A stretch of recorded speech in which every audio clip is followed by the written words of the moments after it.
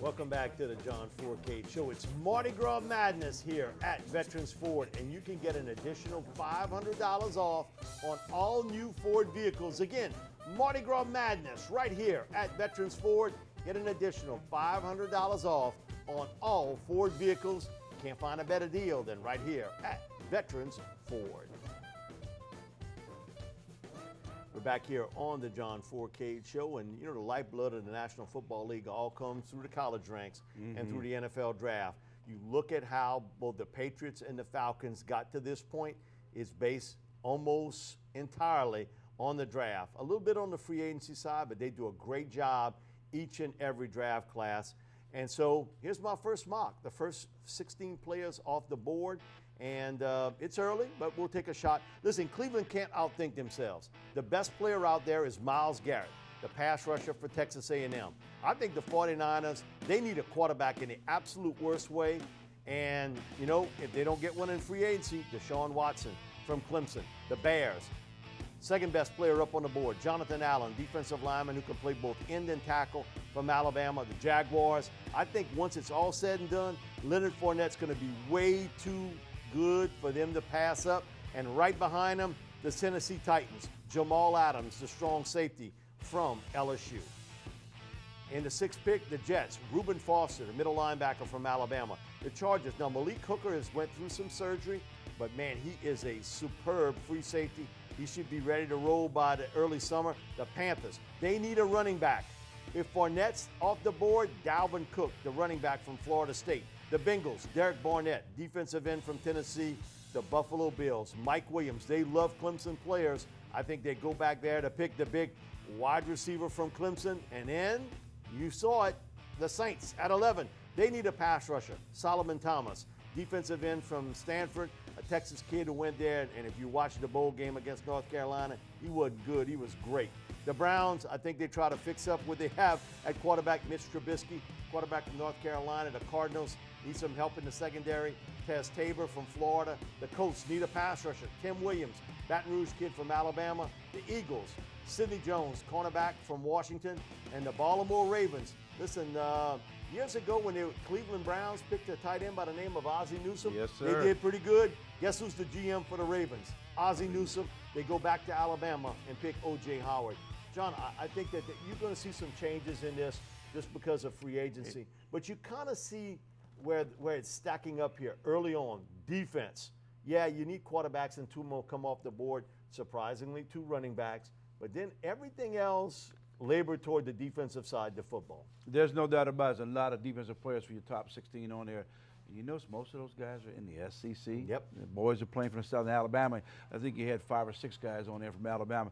But the defense dominates in the draft. You know, if you can find a pass rusher and a cornerback, you are not waiting around. You snatch those guys up because they're hard to come by, and they're so good this year in the defensive rush technique with some of these guys you got. And you got, you know, Barrett from, you got Tennessee guy, Alabama's got 3, and then Garrett from A&M. So that's some quality all players. In the top 10. And then the Solomon guy. Is that 11? Yeah, so look at the players that you have put on that list right there. And there's some cornerbacks that's going to go out there as well. But you don't have, you got 2 quarterbacks on the list, and it's a hit and miss with those guys.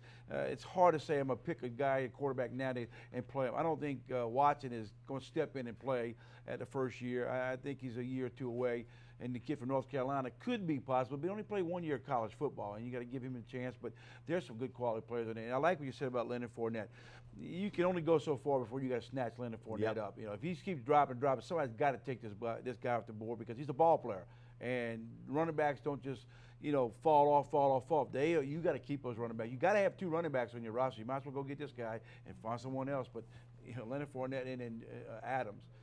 We talked about him pre-show here. Adams is a beast, and you know we'll talk about it later. LSU with their recruiting to replace Adams, they had to go out and get some safeties. But Adams is a baller, and they got a bunch of guys on that roster. Like you said, it'll change. I'm sure you'll have your mock draft .20 coming shortly. There'll be some other ones, but those names you picked on that, they're all going to be going pretty soon. And who just failed to get it was Jabril Peppers. But if you see the list, 2 safeties in the top 15. Mm-hmm.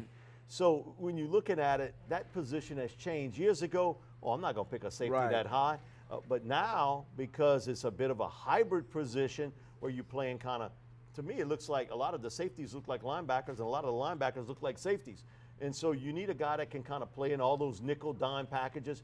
And now I think it's 67% the numbers you're out of base defense. So that's almost basically 3/4 of your defense. You're not playing what you normally would run. Well, Mike, back when I played, your safeties were, one was a strong safety who was nothing but a tackler, and the other one was a free safety who just stood back there and make sure he didn't Last line of defense. That's it. Nowadays, you got tight ends who can run like receivers up the middle of the field. You put scat backs and slot back guys, who can play the slot position. So you want some safety sometimes that, even though they're out of position, but some of them can still kind of cover some of these players, especially the tight end.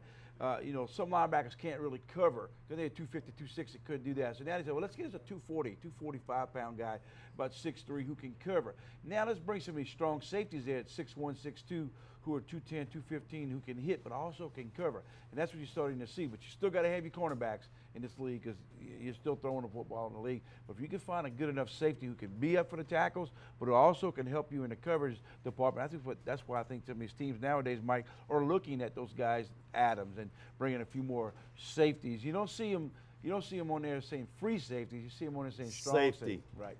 And the other thing too is, in my top 60, 10 cornerbacks. So you can see where this draft is really thick at that cornerback position. You got to match up in this game, and it is an offensive game. I don't care how you cut it. It is an offensive game. You got to be able to slow it down a little bit, but those cornerbacks you're going to see come out in abundance. We'll be back with more of the John Fourcade Show, sponsored each week by Veterans Ford.